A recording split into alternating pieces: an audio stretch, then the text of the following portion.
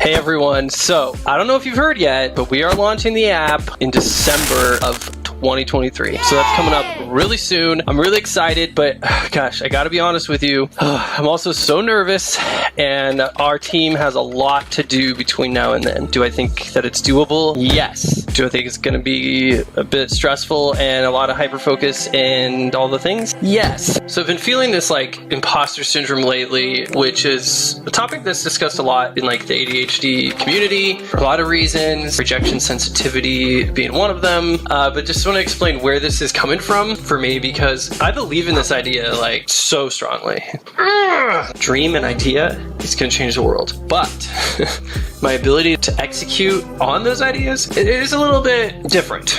I mean, really, if I could just snap my fingers and have everything in my head come in reality, yeah, I don't think my imposter syndrome would be so bad. But what I doubt is my ability to deliver the first version of the app in a way that works for everybody. Because we have to get to that dream version of the app. Somehow, we have to iterate and improve to get there. Version 1 of the app is not my dream yet. Well, I mean, it is, but it's, you know what I mean? It's like low definition version of my dream.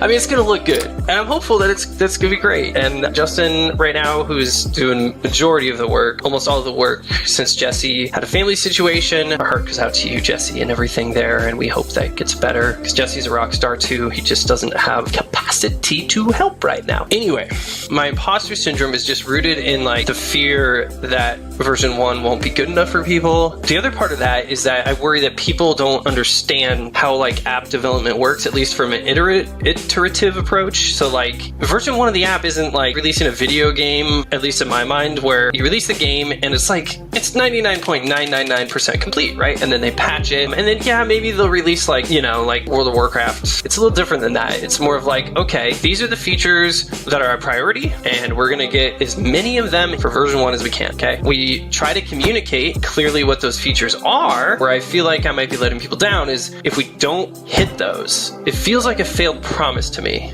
And I just want to make sure that I'm doing everything I can to clearly articulate and communicate how this works, so that I don't feel like a failure if we don't manage to get every single feature we've talked about into version 1 of the app, because we won't. And we've already, you know, had to break down what will be in version 1 and what will be in future versions. Like, just to give you one example, dark mode, that's not going to be in version 1. That actually wasn't promised in the Kickstarter anyways, unless we reached a certain stretch goal. It's still in the roadmap, and it's still something we're going to do, but it's not in version 1. I guess I'm just saying, I'm just asking for patience, grace as we move forward with this. I'm really excited, but that excitement is a little bit clouded right now just by my fear that, you know, it won't live up to everyone's expectations and hopes, you know, we all dream it to be. So that being said, compared to the options that are out there, I think we're going to be far and above, and I think it's going to be extremely exciting. I think people have been waiting for some sort of like self-care to do app that isn't just boring. I don't know. I've been trying all the ones out. Yesterday I found 3 more that are just on Google, and